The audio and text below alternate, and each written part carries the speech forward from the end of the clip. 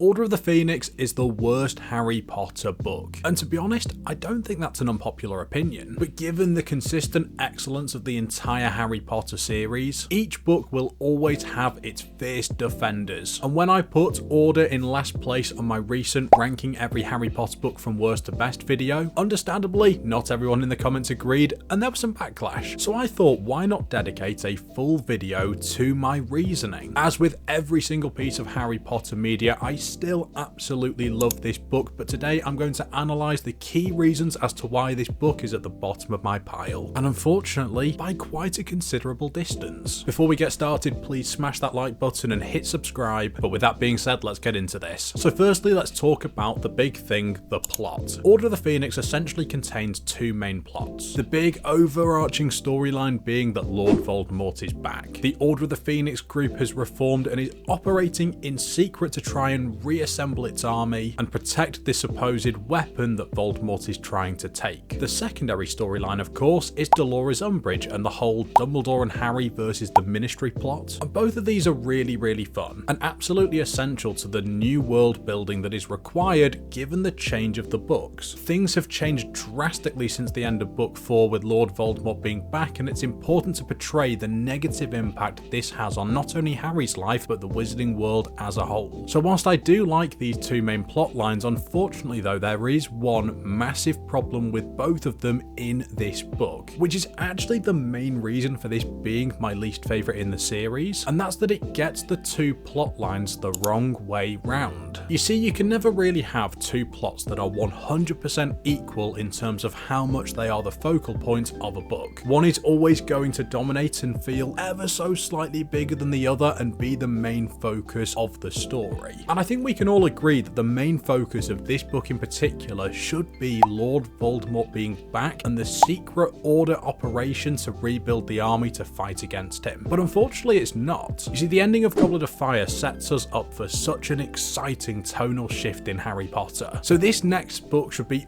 all about the next step for the goodies in their fight against a now prime Lord Voldemort, which we've never seen before. But that's not really what happens. What actually happens is all of that stuff ends up going on in the background while we, the reader, and Harry, the main character, spend most of our time worrying about Dolores Umbridge. We spend page after page with Harry, who isn't in the best of moods here. Don't worry, we'll get to that later. Just being annoyed because we're constantly being cut off and left away from all of this exciting information that's happening outside of Hogwarts.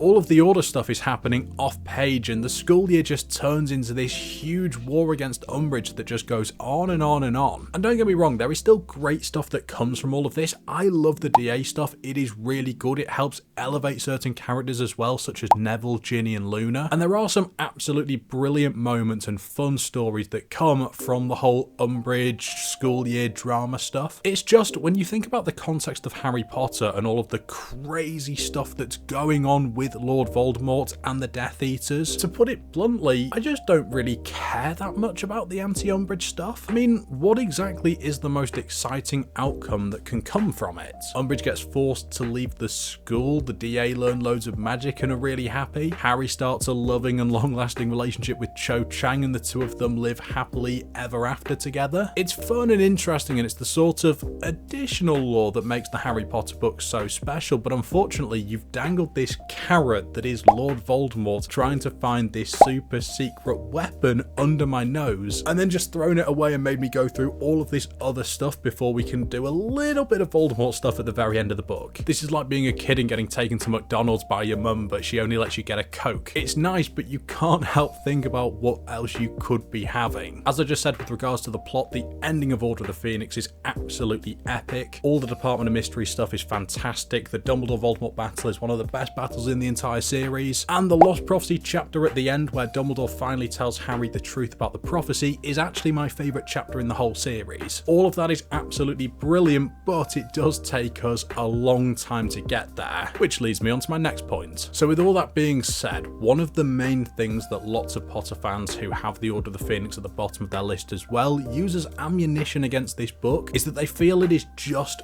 too long. And I do hear that, but my reasoning for having a problem with the length of this book is a little bit different. You see, I am an absolute lover of detail, and for that reason I would never normally compare about the length of a book. If you need some more proof of that, check out my last video where I ranked all the Harry Potter books, and you'll see that my top 3 in the list are Half-Blood Prince, Goblet of Fire and Deathly Hallows, the other 3 really big books in the series apart from Order of the Phoenix. I love a big book, I love explaining the plot in way too much detail, but there's another problem here. It's that this book is the longest in the entire series, and as I've already just discussed, that means we're kind of dedicating the longest book to the least interesting plot that doesn't really deserve it. You see, in Half-Blood Prince, which is also a nice big beefy book, I love spending page after page after page delving into Voldemort's past and using it to put together pieces of the puzzle and learn more about the Dark Lord. And in the last book, which yes, is also absolutely huge, I adore spending so much time camping and hunting Horcruxes. It makes the whole trying to defeat Voldemort task feel that little bit more overwhelming when each step of the puzzle takes us so long to get there. But this book is 765 pages long, depending on what version obviously, but either way, it's a long book. And the majority of that is dedicated to kids rebelling against their headmistress, which, as I've already said, I do genuinely enjoy, but when you think about some of the crazy stuff that goes on throughout the Harry Potter books, battles against dragons and giant killer snakes and evil dark wizards, that's not a very fun plot to spend that long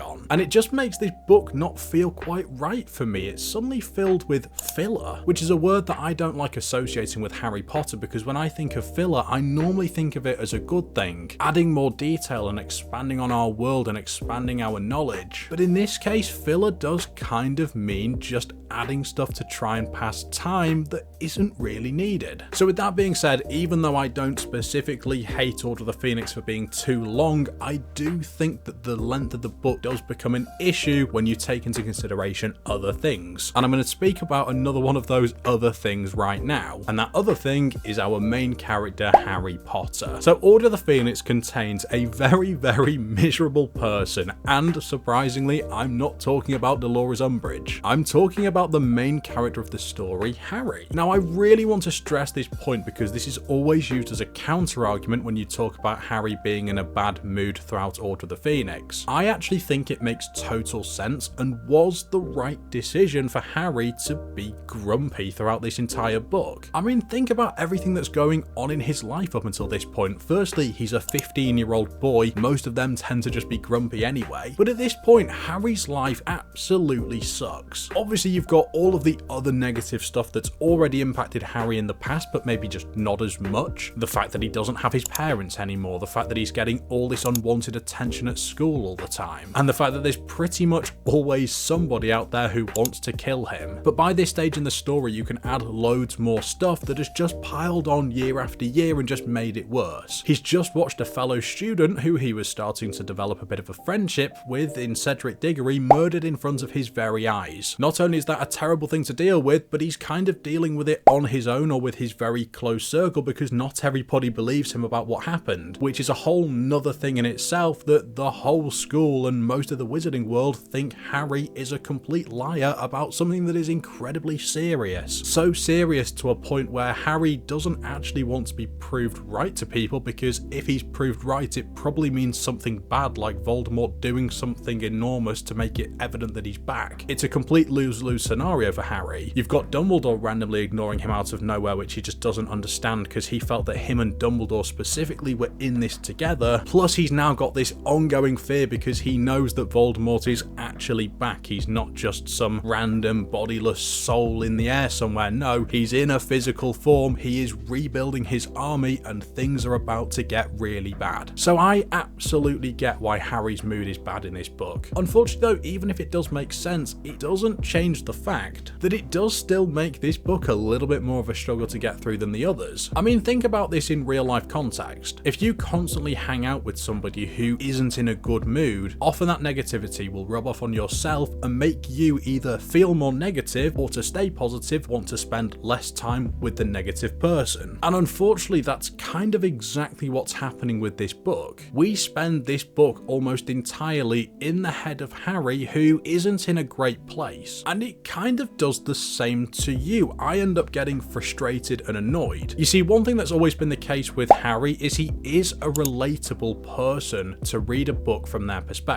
He is a good person, he is not stupid, most of the things he does make sense. You don't constantly find yourself reading the book getting frustrated at Harry's decisions and judgments, which I think, given the length of Harry Potter, is really important because you are going to spend so long inside this one person's head. Unfortunately though, this book does change that a little bit. Suddenly Harry is making bad judgment calls and getting snappy with people who you just don't want him to get snappy with. And again, I can't stress it enough, and it makes me sound a bit hypocritical. I do understand the decision to make Harry behave like that, but it doesn't change the fact that I do find myself banging my head against the wall sometimes when Harry is just being straight up annoying in this book. A comparison that I'll make is with the Deathly Hallows. I did not put this top of my list when I'm ranking the Harry Potter books for the simple reason that it doesn't all take place in Hogwarts, and even though this is a great book that I love, I'm never going to love a book that takes place outside of Hogwarts as much as others. But I recognise that it was a really important plotline for Deathly Hallows, so it doesn't make me dislike the book. It's just a thing that had to be included that I just don't like as much, but I do understand. And that's the same thing for me with Order of the Phoenix. I actually think it makes sense to have Harry miserable, and it does add to the pending doom and dread that is the mood change of Harry Potter after Voldemort's return. It just doesn't do it as much for me. I still love this book, but I'm probably always going to prefer a book where I'm on the same page as the character I'm spending this long with. So between the plot, the main character, and the length of the book, those are my 3 reasons why Order of the Phoenix, despite still being a book that I absolutely love, is my least favourite in the Harry Potter series. Comment if you agree with my choice, but if you don't, please tell me what is your least favourite Harry Potter book and why. Smash that like button and please hit subscribe. Thanks so much for watching, Potter fans. Have a brilliant rest of your day.